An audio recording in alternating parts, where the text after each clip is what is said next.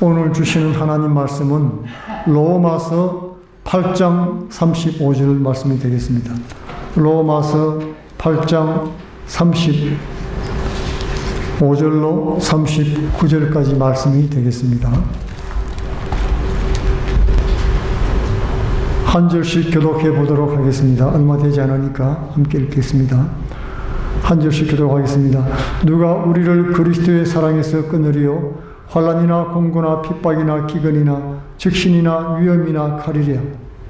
기록된 바 우리가 주를 위하여 죽임을 당하며 불쌍하지 같이 내가 사망이나 생명이나 천사들이나 권세들이나 현세이나 장래이나 영능이나 높음이나 깊음이나 다른 아무 피조물이라도 우리를 우리 주 그리스도 예수 안에 있는 하나님의 사랑에서 끊을 수. 오늘 본문 말씀은 8장 32절 이하에 나타나는 5가지 질문 가운데 마지막 질문으로 시작합니다. 그 질문이 바로 무엇입니까? 누가 우리를 그리스도의 사랑에서 끊으리요? 는 이어서 구체적으로 계속되고 있죠. 환난이나 공고나 핍박이나 기근이나 즉신이나 위험이나 칼이랴. 이 질문에 대해서 사도 바울은 확신 있게 대답을 했습니다. 내가 확신하노니 이 세상에 그 어떤 것도 일 당할 때 제일 먼저 생각하는 것이 무엇입니까? 하나님이 나를 버리신 것이 아닌가 하는 생각인 것입니다. 또 나를 미워하셔서 벌 주는 것이라고 생각을 하게 되는 것입니다. 그리고 하나님 사랑을 의심하기가 쉽습니다. 하나님이 나를 사랑하면 왜 이런 고통을 겪게 하시는지 질문하는 것입니다. 왜 하나님 나입니까? 왜 나만 이런 고통을 겪어야 됩니까? 라고 불평을 하거나 질문을 하게 되는 것입니다. 그러나 하나님의 사랑은 그렇게 아닌 것입니다. 하나님 사랑은 십자가 사랑입니다. 아들을 십자가에 못 박게 내어주신 아픈 사랑인 것입니다. 예수님은 실제로 십자가에서 돌아가시면서 나의 하나님 어찌하여 나를 버리셨나이까 함께 살리셨던 것입니다. 사도 바울은 하나님의 사랑은 어떤 상황 속에서도 끊이지 않는다고 고백했던 것입니다. 고난이 와도 핍박에서도 끊이지 않습니다. 또 그 사랑은 끊어지지 않는다고 고백을 했던 것입니다. 바울은 참으로 많은 고난을 겪었던 사람이었죠. 그러나 그 가운데 끊어지지 않는 하나님의 사랑을 숱하게 또한 경험을 했던 것입니다. 고린도후서 11장 28절 이하로 내가 수고를 넘치도록 유대인들에게 40에 하나감한 매를 5번 맞았으며 3번 태장으로 맞고 1번 돌로 맞고 3번 파선하였는데 일주야를 깊은 가운데 지냈으며 여러 번 여행에 강의 위험과 강도의 위험과 동족의 위험과 이방인의 위험과 시내의 위험과 광야의 위험과 바다의 위험과 거짓 형제 중의 위험을 당하고 또 수고하며 애쓰고 여러 번 자지 못했고 줄이고 목마르고 여러 번 굶고 춥고 헐벗었노라. 여러분 우리 가운데 이만큼 고생해 보신 분이 계십니까? 말로 그냥 표현해서 그렇지 실제로 그것을 하나하나 겪어나간다고 한번 생각을 해보시기 바랍니다. 사도 바울은 죽도록 고생한 사람이었습니다. 차라리 죽는 게 낫다고 스스로 고백하지 않았습니까? 나는 차라리 빨리 이 세상 떠나는 것이 훨씬 낫다고 고백을 했던 것입니다.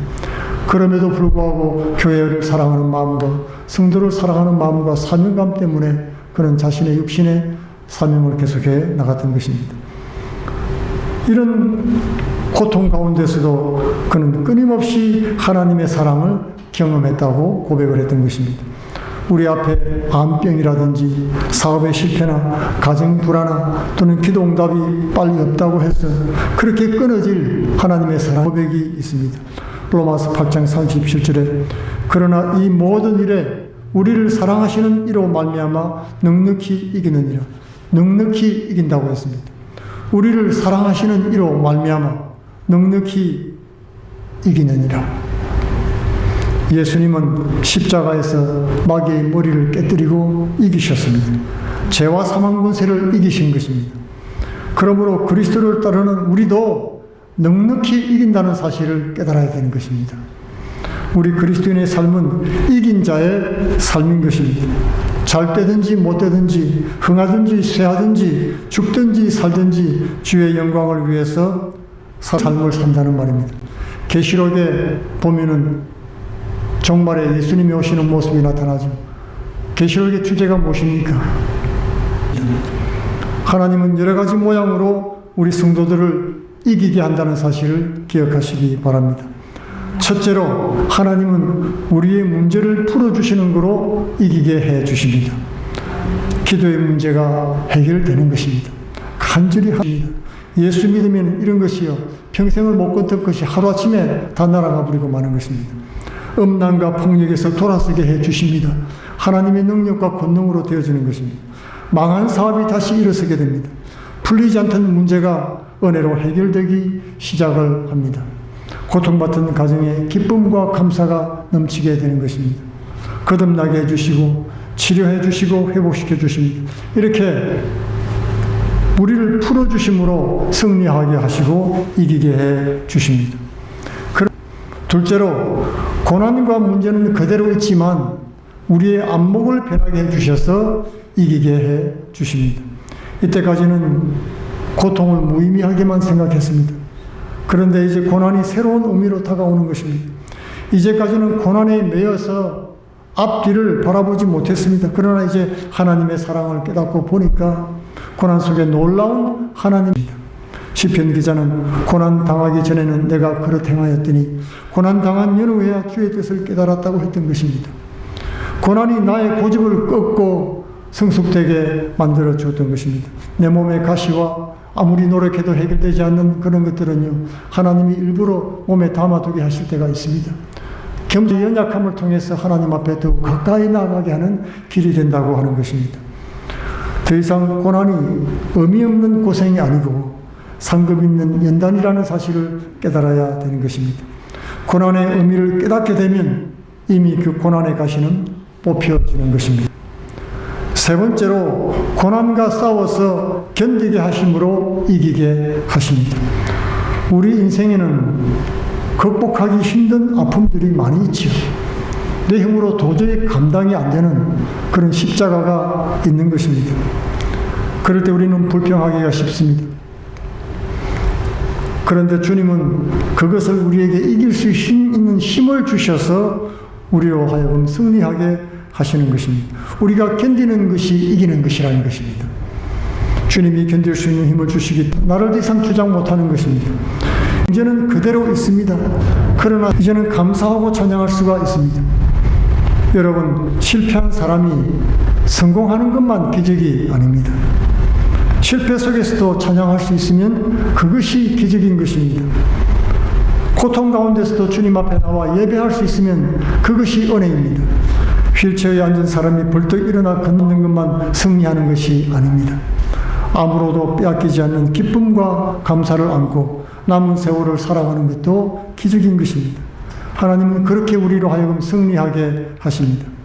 비탄에 잠기고 좌절하고 절망하는 것은 마귀에게 지는 것입니다. 비록 잠깐 그랬을지라도 하나님께서 나와 함께 하시니 나는 이길 수 있다고 너희에게 당한 것이 없나니 오직 하나님은 미쁘사 너희가 감당치 못할 시험 당함 허락지 아니하시고 시험 당할 점에 또한 피할 길을 내사 너희로 능히 감당하게 하시느니라고 했습니다. 사도 바울은 자신의 몸에 박힌 가시와 같은 질병을 하나님 앞에 고쳐달라고 3번이나 간구했습니다. 그런데 주님의 대답은 내 은혜가 내게 족하니라. 네가 받은 은혜가 지극히 크므로 자고하지 않게 하게 하려 함이라고 말씀을 해 주었던 것입니다. 스스로 교만해져서 지켜주신다는 것이었습니다. 이제 바울은 육신의 연약함을 부끄러워하지 않고 자랑하게 됐습니다. 하나님은 바울의 고통을 잘 알고 계셨습니다. 문제를 알고 계신 겁니다. 그러나 그것은 바울을 살리는 도구였다는 것입니다. 필요 악과 같은 존재입니다. 왜 나를 고통 하나님 앞에 겸손하게 맞추신다는 것을 깨달았던 것입니다. 그래서 바울은 도리어 기뻐하면서 감사했습니다. 이제 바울은 고통을 새롭게 보게 된 것입니다. 고통 속에서 하나님을 발견하고 하나님의 사랑을 찾으려고 몸부림치는 것이 이제는 더 이상 아니었습니다. 하나님의 사랑, 모든 연약함이 합력해서 선을 이루도록 인도하시고 넉넉히 이길 수 있도록 해 주신 것이었습니다.